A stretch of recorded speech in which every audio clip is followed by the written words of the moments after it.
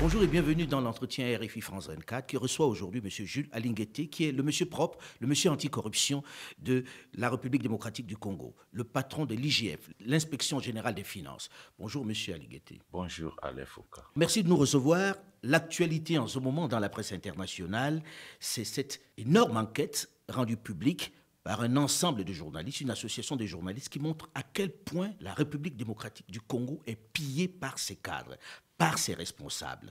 Plusieurs dizaines de millions de dollars qui se volatilisent un peu, qui ont été siphonnés par les responsables de ce pays. Ça vous est passé au-dessus de la tête? Vous n'avez pas vu venir ça pour que ce soit la presse internationale qui découvre cela? J'aimerais tout d'abord que vous sachiez que pour nous, toutes les révélations faites par l'ensemble de ces médias ne sont pas des faits nouveaux. Vous les connaissiez? Ce sont des choses connues de l'Inspection générale des finances. Nous avions déjà mené ces enquêtes. Nous avions eu des conclusions. Je pense qu'ils doivent être sincères en disant qu'il y a beaucoup d'informations et beaucoup de choses qu'ils ont eues de l'Inspection générale des finances. Fournies par vous alors? Parce qu'ils ont adressé des questionnaires à toutes les autorités congolaises et nous avions répondu. Mais vous êtes le seul à avoir répondu. Oui, parce que nous voulons la transparence. Donc, je disais, ce ne sont pas des faits nouveaux pour l'Inspection générale des finances. Mais il y a quand même une différence entre les enquêtes menées par l'Inspection générale des finances et celles de ces médias. Nous avons l'impression que nous n'avons pas les mêmes objectifs. Pour l'Inspection générale des finances, en menant les enquêtes, nous avons des éléments de base qui sont des preuves probantes quand nous menons des enquêtes. Dans cette affaire, nous avions initié des enquêtes sur les détournements de 43 millions de dollars de la Banque centrale par la BGFI Bank. La BGFI Bank, tout à fait. Et nous sommes arrivés à des conclusions que la BGFI Bank a bel et bien pris cet argent et la BGFI Bank a reconnu ses responsabilités. Mais quand nous allons dans les enquêtes des médias internationaux, nous nous rendons compte qu'ils n'ont pas les mêmes objectifs que nous, parce que nous voulons préserver l'intérêt du Congo, mais ce n'est pas le cas avec ce qui a... Mais où est-ce qu'ils se sont trompés? Qu'est-ce qu'ils ont dit qui n'était pas vrai? Cet argent est bien parti de la Banque centrale, ces quarantaine de millions de dollars de la Banque centrale vers BGFI. Je ne suis pas d'accord quand, dans ces enquêtes, on veut à tout prix aller au-delà de ce que nous disposons comme preuve. Pour nous, les 43 millions ont quitté le compte de la Banque centrale du Congo pour la BGFI Bank. Mais pour eux, les 43 millions de dollars ont quitté le compte de la Banque centrale du Congo pour la BGFI Bank et par la suite, la société égale et avec des insinuations. Or, nous ne pouvons pas travailler avec des insinuations. Mais en toute honnêteté, est-ce que ces insinuations ne sont pas la réalité que tout le monde connaît? Est-ce que ce n'est pas aller vers l'ancien président Joseph Kabila? Je pense qu'avec les éléments à la disposition de l'Inspection générale des finances, c'est faux. Je l'ai dit bien, c'est faux. Pour vous, ce n'est pas aller chez Kabila? C'est faux parce que nous ne disposons pas des éléments pour ça.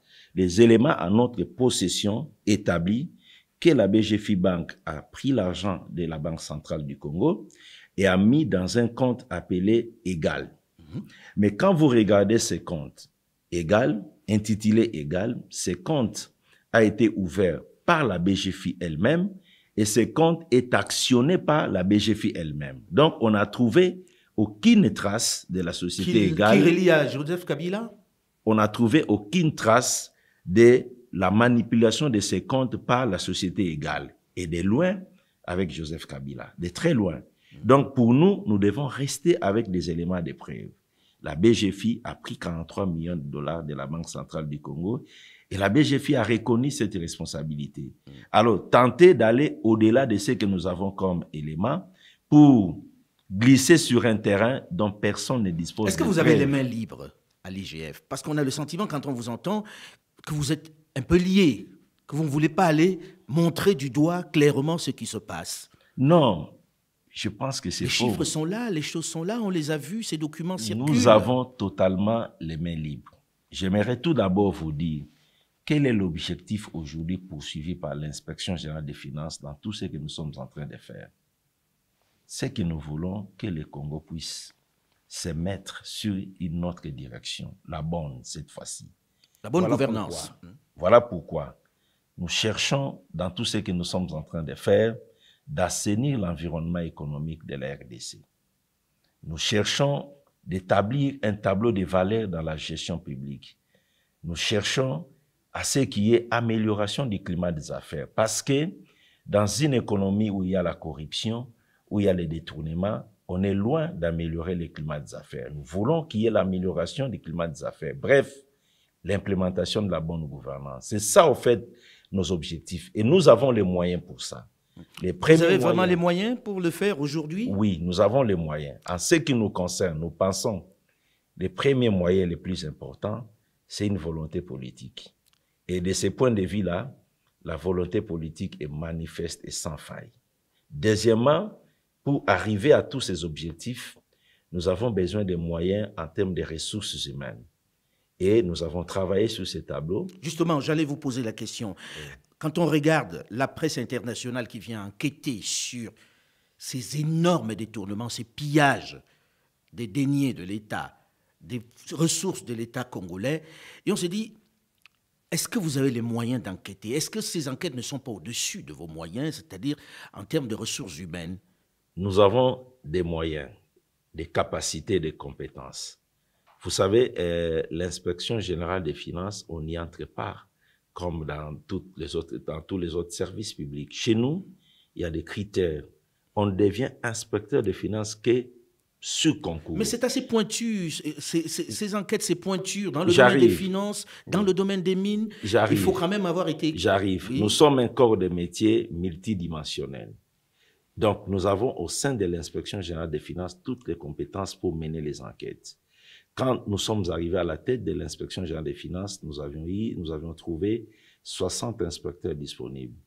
Nous avions organisé des tests de recrutement que nous avions confiés à un cabinet international, Pricewaterhouse, pour des besoins de crédibilité, de transparence, et ce qui nous a permis de porter les effectifs de l'inspection générale des finances aujourd'hui à près de 200. La transparence y est là, la compétence, nous l'aurons, parce que je peux vous dire, dans ces tests, mon propre fils a participé, mais il n'a pas été retenu. Il n'a pas été retenu. Voilà. Alors, on sait dans ce pays que généralement, ça peut être à tête chercheuse. Est-ce que vous ne travaillez pas essentiellement sur l'ancien régime pour l'affaiblir, parce qu'on sait qu'on n'est pas loin des élections? Est-ce que ce n'est pas à tête chercheuse, vos enquêtes aujourd'hui? Est-ce que ceux qui sont aux affaires sont concernés? Je ne pense pas que nous travaillons en regardant l'ancien régime ou le nouveau régime. Cette façon de voir les choses était perceptible dans certains esprits l'année passée, parce que quand nous sommes arrivés, nous étions dans une période de transition sur le plan politique. Les gens qui étaient en train de gérer la République, que ce soit au niveau du gouvernement, des entreprises d'État, il y avait les gens de l'ancien régime. Et quand nous avions commencé nos opérations, on a eu l'impression qu'on s'attaquait aux gens de l'ancien régime. Aujourd'hui, est-ce que c'était pas vrai? C'était pas vrai? Totalement faux. Parce qu'aujourd'hui, la cible de l'inspection générale des finances aujourd'hui, c'est ceux qui sont là. Et nous avons pas mal de problèmes, de conflits avec ceux qui gèrent aujourd'hui. Depuis près de 6 mois, on n'a eu aucun problème avec les gens des régimes passés. Ce sont des gens qui sont là avec nous aujourd'hui. On ne les voit pas. Est-ce que vous avez des exemples de choses qui se passent aujourd'hui que vous pouvez montrer comme preuve en disant ça ne concerne pas que l'ancien régime, c'est pas à tête chercheuse, c'est pas la chasse aux sorcières? C'est plein. C'est plein. C'est presque chaque semaine que nous vivons des événements. Aujourd'hui, avec l'inspection générale des finances, les tout derniers, nous parlons des détournements des deniers publics au niveau du ministère de la Culture et des Arts. On a payé près d'1 million de dollars à une ligue d'implémentation théâtrale qui n'existe pas en réalité. Et ça ne concerne pas l'ancien régime. Ce sont les gens qui sont là, qui sont concernés. Les réseaux qui opèrent pour orchestrer les doubles paiements au niveau du trésor public, l'ancien régime n'y est pas. Il n'y a pas que ça. Nous avions eu, il n'y a pas plus longtemps, des problèmes avec le ministère de l'Agriculture où il y a eu détournement de 2 millions de dollars. Ça ne concerne aucun membre de l'ancien régime. Ce sont les gens qui sont là aujourd'hui. Ou du ministère de la Santé. Oui, bien sûr, c'était l'année passée, le ministère de la Santé, oui. C'était l'année passée, avec la période de transition, oui. Donc, je pense qu'aujourd'hui, les gens doivent comprendre que le travail de la lutte contre la corruption, les détournements, concerne tout le monde. Parce qu'il n'y a pas des saints d'un côté et des pécheurs de l'autre côté. Non, tous les gestionnaires, toutes tendances confondues, ont presque le même comportement. Voilà pourquoi nous, notre cible, c'est au fait les mauvais gestionnaires, qu'ils soient de gauche ou de droite, pas de couleur politique. Alors aujourd'hui, est-ce que vous pouvez très clairement dire que vous avez le moyen d'investiguer et de donner à la justice? Parce qu'on a le sentiment qu'une fois que vous avez fini, ben, quelquefois on met le boisseau dessus, c'est terminé, on n'en parle plus. Est-ce que c'est suivi? On ne voit pas des gens condamnés pour ces vols qui sont énormes. Non, en interne, tout d'abord, nous avons toutes les compétences pour mener les enquêtes. Les inspecteurs des finances sont des professionnels en matière de finances publiques.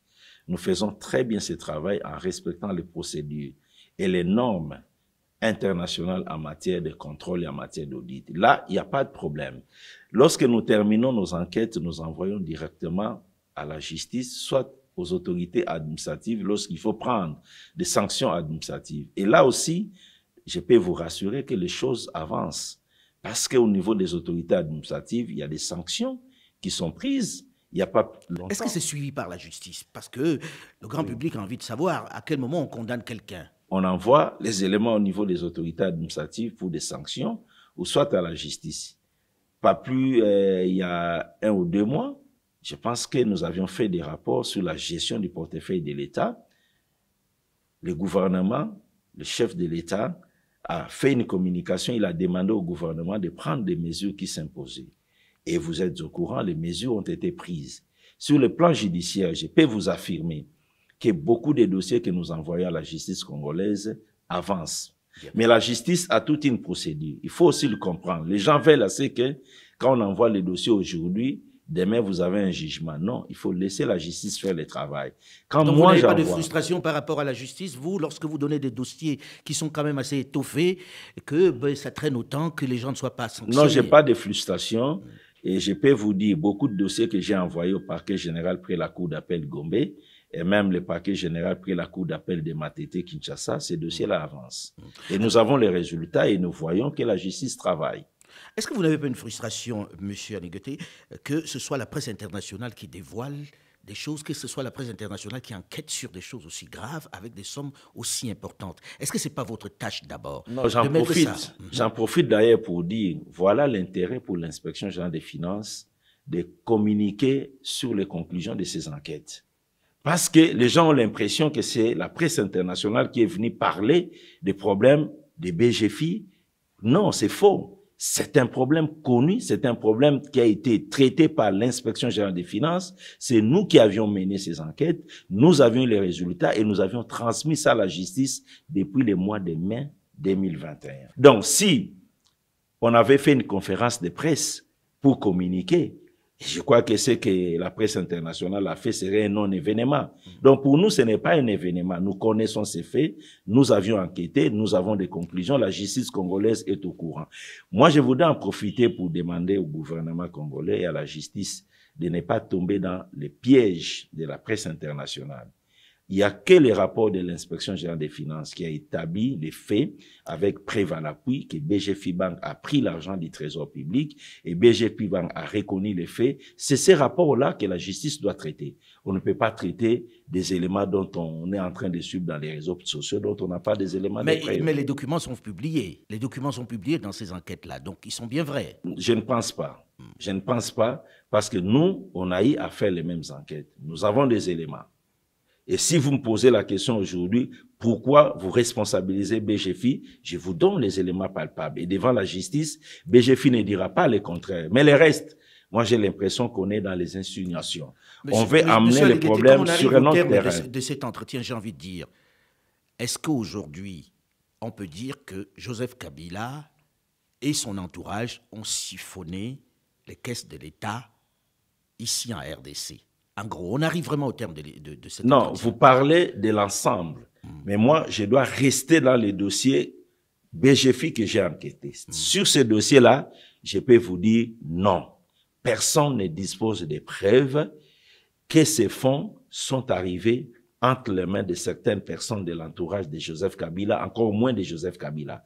C'est que nous avons comme élément, les 43 millions sont sortis de la Banque centrale du Congo à l'insu des autorités monétaires et c'est arrivé au compte de BGFIBank et BGFIBank a reconnu les faits. Et sur ce terrain-là, je suis prêt à aller en justice avec BGFIBank et la justice congolaise peut être à l'aise parce que nous disposons des éléments probants. Les restes, amener les problèmes au-delà, là où nous n'avons pas de preuves, je pense que ce sont des insinuations qui n'ont pour objectif que de brûler le Congo. Et nous n'avons pas intérêt aujourd'hui à brûler le Congo. Nous avons intérêt à avoir un Congo uni, un Congo qui regarde dans la même direction, un Congo qui travaille pour son développement. Mais un Congo qui ne cache pas ceux qui commettent des exactions. Merci beaucoup, M. Jules Aligete, de nous avoir reçus ici. Cet entretien est à présent terminé. L'actualité continue sur RFI et sur France 24.